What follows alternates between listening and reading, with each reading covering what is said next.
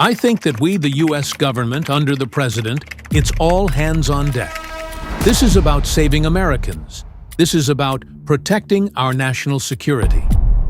At sunrise in the Eastern Pacific, the United States Coast Guard carried out one of the largest drug seizures in its operational history. During a high-speed pursuit of a suspicious vessel, patrol teams uncovered and confiscated more than 24.5 tons of cocaine, an amount federal authorities estimate at over $362 million in street value, according to operational data released under Pacific Viper. This is the largest volume of narcotics ever taken off the ocean by a single U.S. patrol cutter during one deployment. The scale of the shipment underscores the seriousness of the threat. Had these drugs reached U.S. shores, they could have supplied numerous trafficking networks, fueled higher levels of violence, and contributed to a surge in overdose cases across multiple states. Analysts note that the financial gain alone would have strengthened several transnational criminal groups active in Colombia and Ecuador, allowing them to expand their reach and reinforce their operations. Stopping this shipment at sea is viewed as a crucial step in disrupting the supply chain before it has any impact on American communities. Stay with Titan Navy for a full breakdown of how this massive shipment was stopped at sea. At the center of this operation, everything began with a single contact on the edge of a trafficking corridor that the Coast Guard has monitored for years.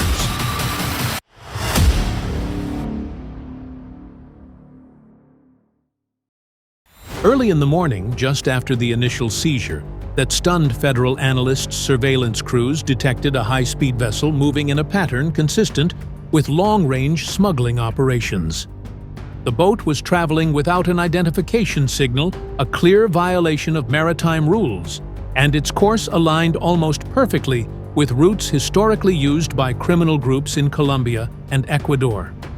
For Coast Guard watch standards, these indicators were more than enough to trigger a closer look. Using intelligence collected over previous weeks, analysts matched the vessel's speed and direction with several earlier sightings that had been flagged as potential smuggling attempts. This correlation, combined with the unusual absence of transponder data, led authorities to classify the vessel as a high-risk target.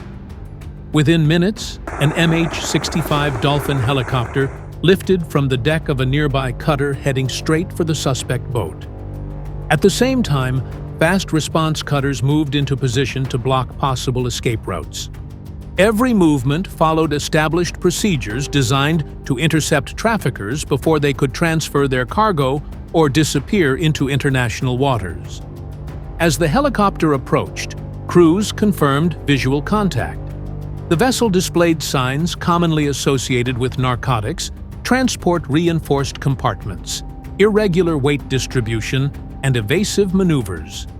Once it became clear it was being followed, the Coast Guard issued warnings and ordered the vessel to stop, but the operators continued at full speed, a behavior that further reinforced the assessment that illegal cargo was on board. After several attempts to flee, the vessel was forced to slow down when a cutter successfully moved into its path. Once boarding teams stepped onto the deck, the evidence appeared quickly. Officers opened the first concealed compartment and immediately identified tightly wrapped bricks, coated in protective layers, typical of cocaine shipments moved through the Eastern Pacific. Further inspection uncovered additional stacks stored throughout the hull.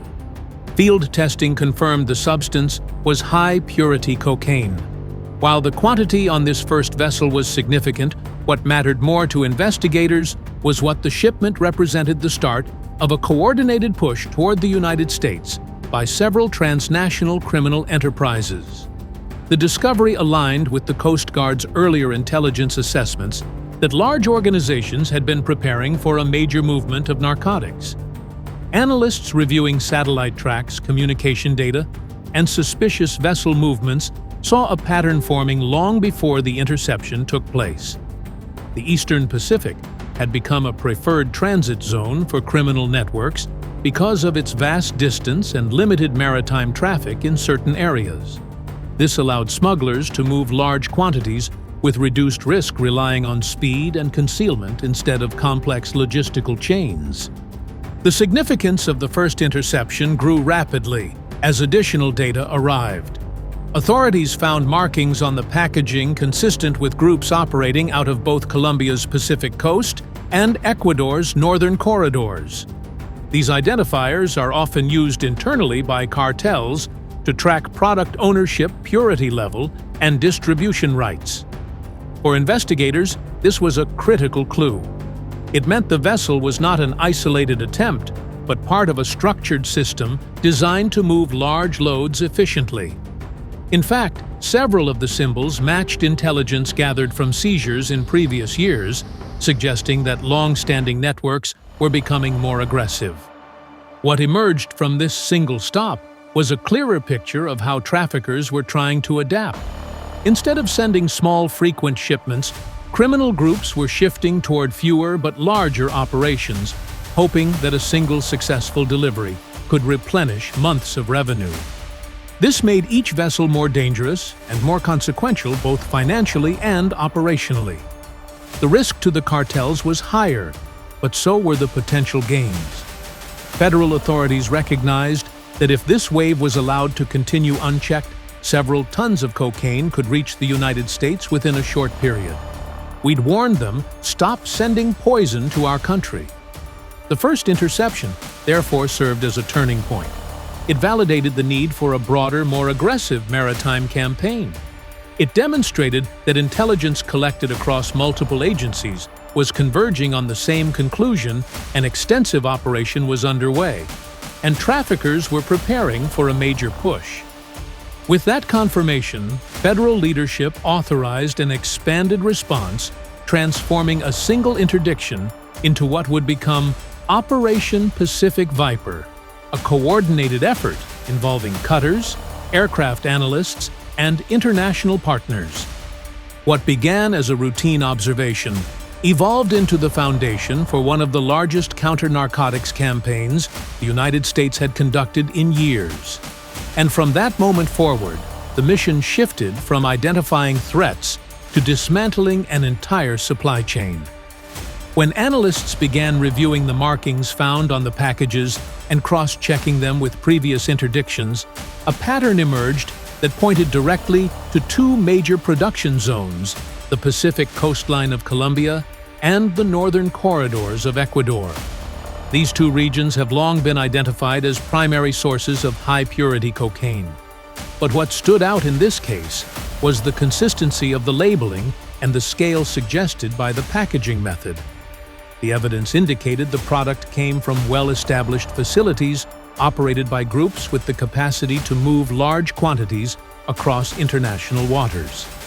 As investigators continued to examine the data, they found that the shipping method was far from simple. The route uncovered was not a single linear path, but a multi-layered system designed to minimize detection at every stage. Intelligence assessments noted that traffickers used a combination of high-speed boats, low-profile vessels built to skim just above the waterline, and relay points positioned far offshore. These vessels were engineered for stealth speed and long-range endurance, allowing them to move through vast, lightly monitored areas of the eastern Pacific without drawing attention. Further analysis revealed that the groups behind these shipments operated more like international corporations than small criminal outfits. They maintained logistical divisions responsible for production transport coordinators who managed the flow of shipments and enforcement units tasked with protecting routes. Financial records collected from earlier cases suggested that these organizations reinvested revenue into upgraded equipment, new vessel designs, and encrypted communication systems. The level of organization was more than tactical. It was strategic, demonstrating long-term planning and the ability to shift resources rapidly when necessary. The United States had observed similar patterns in previous years, but the intelligence gathered after the first interdiction provided a clearer picture of how advanced these networks had become. Communication data indicated that some groups monitored weather systems, Coast Guard patrol schedules, and gaps in aerial surveillance to identify ideal windows for movement. In certain cases, they deployed decoy vessels to divert attention from the primary load-bearing boats. These tactics reflected an understanding of U.S. maritime operations, and they underscored the need for a broader response. Pacific Viper initially began as a monitoring effort aimed at identifying trends and assessing the scale of activity. However, once analysts saw the consistency of the markings and the structure of the routes, the mission expanded. What had started as routine observation shifted into active disruption. Federal authorities concluded that the networks were preparing for a surge, an attempt to move significantly larger amounts of cocaine within a short period. The depth of the supply chain meant that a single interception would not be enough. Multiple coordinated interdictions would be necessary to collapse the entire pipeline. As agencies shared intelligence, a clearer operational picture formed. Satellite imagery highlighted clusters of suspicious vessels, departing from similar points along the Colombian and Ecuadorian coasts. Communication intercepts suggested that several criminal organizations were cooperating, pooling resources to increase efficiency and reduce risk. This collaboration was notable because cartel groups typically operate independently or in direct competition. Joint operations indicated an attempt to scale production and distribution beyond their usual reach. The structure of the network also explained why the first interdiction had occurred when it did. U.S. analysts realized that traffickers were timing shipments to coincide with periods of high maritime traffic using commercial shipping lanes as partial cover. In other instances, they exploited remote zones where patrol frequency was lower, relying on speed and unpredictability to pass through. These methods were consistent with high-level smuggling operations that rely on sophisticated logistical planning. The mounting evidence left little doubt. The United States was facing a coordinated maritime effort unlike anything seen in recent years.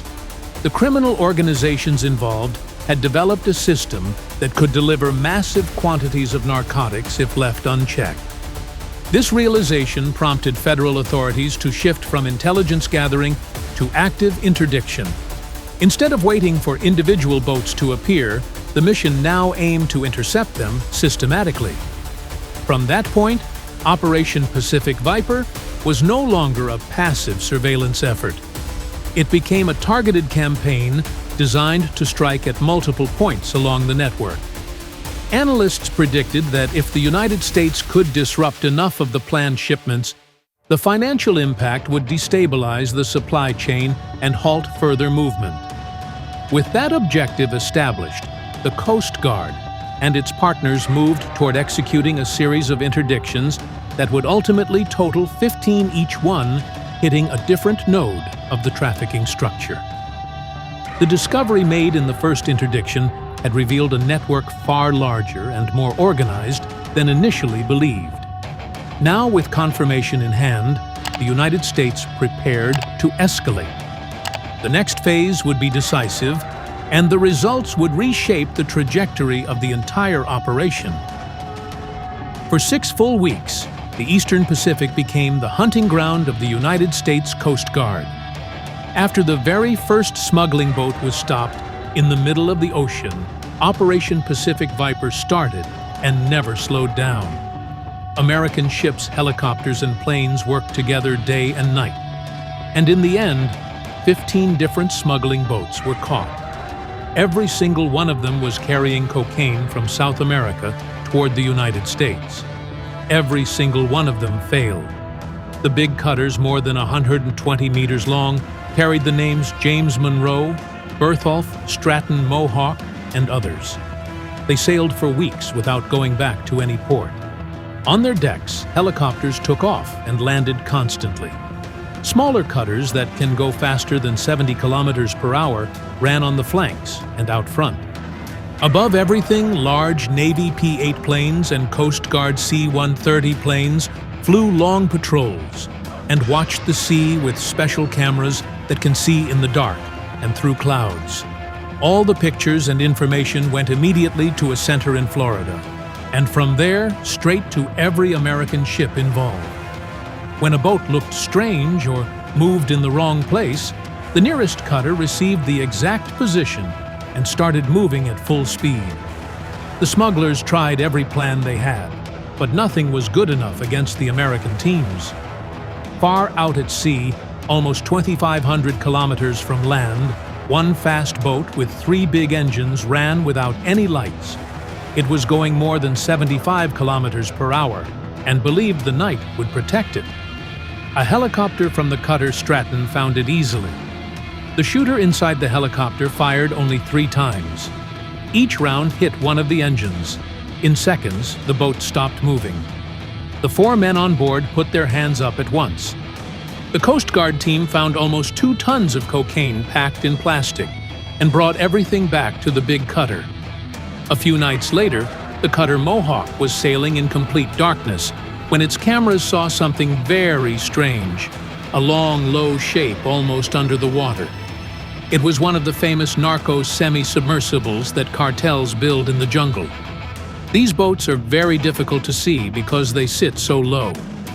2 small, fast boats left the cutter immediately and reached the smuggler craft in minutes.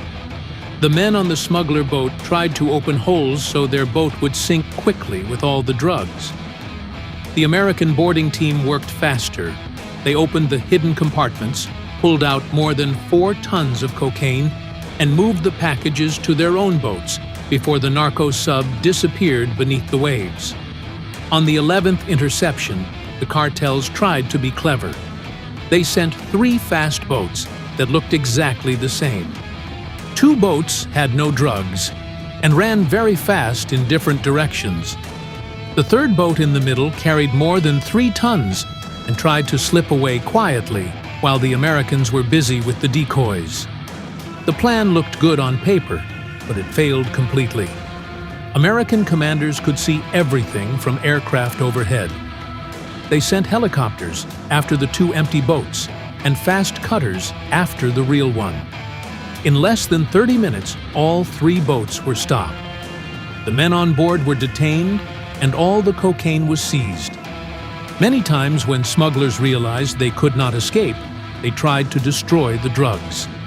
They threw hundreds of packages into the sea, but Coast Guard small boats followed with strong lights and recovered almost everything that was floating. Some crews poured gasoline on the cocaine and tried to burn it. American firefighters from the cutters moved fast and stopped the fire before too much was lost. In one case, they saved more than 900 kilos that were already burning. Other captains opened holes in their own boats to sink them fast and hide the secret compartments. Even then, American teams stayed on the sinking boats, opened the hidden spaces, and carried the drugs to safety before the boats went down. Some nights, the ocean was rough and the wind was strong, but the American helicopters and ships kept working. The crews on the cutters slept only a few hours and then returned to their positions. Everyone knew that every boat they stopped meant less poison on American streets. After 6 weeks, the operation finished. All the cutters returned to Port Everglades in Florida. The final numbers were bigger than anyone expected. 24.5 tons of pure cocaine taken from the water, more than $360 million the cartels would never see. 58 drug traffickers arrested and awaiting trial, and 15 vessels confiscated or sunk at sea. This was not just good luck. It happened because the United States has strong ships that can stay at sea for 2 months, helicopters that can stop a fast boat in seconds, aircraft that can see everything day and night, and partners in many countries who shared information immediately. The cartels spent millions of dollars on new boats, special paint to hide them, and secret radios. But in the end, it did not matter. From the moment a smuggler boat left the coast of Colombia or Ecuador and turned north, the ocean was no longer theirs. Operation Pacific Viper did not only take drugs away from the cartels, it broke their money chain. Without that money, they cannot buy new boats, pay their workers, or plan the next trip. 15 interdictions in 6 weeks showed the world something very clear. The United States Coast Guard can find you anywhere on the ocean, stop you any time of day or night, and take everything you have. The United States is out here. We see everything, and we will take it all. After the interdictions ended, all seized cocaine was transported to Port Everglades, the federal center, where maritime evidence is processed under strict chain of custody rules. The mission shifted from open ocean operations to a controlled investigative phase, where each bale was documented, coded, and prepared for prosecution and intelligence review. Teams from the DEA CBP and Homeland Security Investigations worked jointly to analyze the shipment. Their job involved far more than weighing narcotics. Every package carried markings, letters, numbers, symbols, or color codes that linked it to a specific cartel faction. By comparing these identifiers with existing databases, investigators could determine who produced the cocaine, who controlled the shipment, and how it moved through the logistics chain. Electronic devices recovered from the vessels provided equally critical intelligence. Mobile phones, satellite radios, GPS units, and handwritten logs were examined by digital forensics teams. From these devices, investigators extracted location histories, routing data, and communication fragments that helped reconstruct the full journey from Colombia and Ecuador to the interception point. This timeline revealed staging areas, rendezvous coordinates, and evidence of support vessels. A key discovery emerged from GPS patterns. Several boats had departed South America at nearly the same time, indicating a coordinated attempt to push multiple shipments north. This strategy would have overwhelmed limited patrols, but Pacific Viper's expanded surveillance allowed the United States to intercept every vessel involved. Laboratory testing of the cocaine confirmed consistent purity levels tied to major cartel production sites. This proved the 24.5-ton load was not the work of a single group, but a multi-organization effort designed to saturate the U.S. market ahead of a seasonal demand spike. Cutting off the shipment prevented hundreds of millions in cartel revenue that would have funded weapons recruitment and territorial expansion. What emerged at Port Everglades was not just seized contraband. It was a complete intelligence picture of a coordinated trafficking network. Investigators could now map the system, identify its vulnerabilities, and anticipate future routes. Evidence showed the logistics chain had collapsed long before reaching American soil. Operation Pacific Viper delivered a blow that went far beyond the drugs taken off the water. When investigators confirmed the shipment's value as more than $360 million, it became clear the operation had cut off a major revenue stream that several cartel factions relied on to maintain operations, settle territorial disputes, and finance expansion. The impact was immediate. Intelligence partners in Colombia and Ecuador reported unusual activity inside cartel leadership circles. Payments stopped, weapons purchases were delayed, and recruitment slowed as budgets collapsed. U.S. analysts noted that cartels function like multinational corporations, dependent on steady income to pay subcontractors, maintain infrastructure, and bribe officials. Losing 24.5 tons of product caused these financial structures to break down overnight, creating tension among factions that had previously cooperated. What had been a stable logistics chain quickly fractured under internal pressure. A second consequence emerged through regional intelligence reports' internal purges. Cartel leaders questioned how American forces intercepted a shipment of this scale and suspected information leaks. This triggered reprisals, leadership changes, and operational disruptions, further weakening the organizations already hit financially. U.S. officials emphasized that the mission did more than stop one shipment. It undermined the economic base that cartels depend on to build new maritime routes, fund low-profile vessels, and maintain bribery networks. Without strong financing, their capability to sustain long-range trafficking weakened significantly. Intelligence collected during the operation revealed not only the route used, but also plans to expand into new transit zones. With this information now in U.S. hands, federal agencies gained valuable insight into future cartel strategies, enabling more targeted maritime enforcement. The operation also shifted the regional security environment. Partner nations saw that large, coordinated shipments could be intercepted offshore, strengthening Washington's position that early interdiction is essential for national security. Several governments increased patrols and intelligence sharing as a direct result. Above all, Pacific Viper sent a message: cartels can no longer assume their maritime networks are untouchable. The United States demonstrated that intelligence integration and maritime strength can dismantle even sophisticated trafficking systems. A major supply chain collapsed before reaching American waters, reshaping the threat landscape across the region.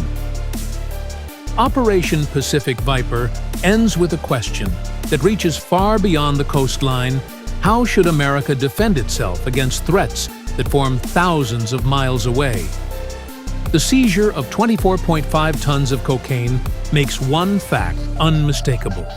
If this shipment had reached the United States, it would have fueled violence addiction and criminal expansion across multiple cities. Blocking it at sea did more than disrupt a drug route. It prevented real harm that would have unfolded deep inside the country. The operation also redefines the role of the U.S. Coast Guard. What happened in the Eastern Pacific shows that America's first line of defense is not at its borders, but far offshore, where criminal networks attempt to move their product long before it reaches U.S. soil. The ability to intercept coordinate across agencies and work closely with regional partners demonstrates a level of capability that adversaries underestimated. Pacific Viper is a reminder that national security begins long before danger reaches American communities. It also raises a broader responsibility: sustaining the partnerships, intelligence and maritime presence needed to prevent the next attempt. If you believe protecting America starts long before these drugs reach our cities, share your thoughts and subscribe to Titan Navy for more truth the mainstream often overlooks.